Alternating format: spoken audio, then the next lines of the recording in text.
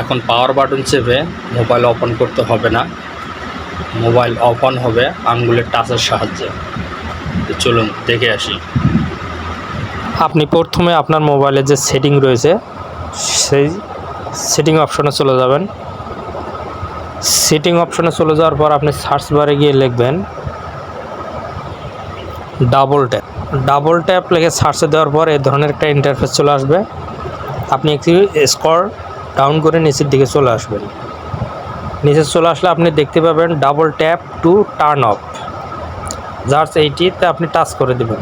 এখানে যে সেটিংগুলো অফ করা রয়েছে আপনি সেই সেটিংগুলো সব অন করে দেবেন। অন করে দেওয়া হয়ে গেলে আপনার কিন্তু কাজ শেষ। এখন আমি দেখিয়ে দিব আঙ্গুলের সাহায্যে ডিসপ্লে কিভাবে অফ অন করা যায়। তো দেখুন এখন আমি আঙ্গুলের সাহায্যে ডিসপ্লে অফ অন করব।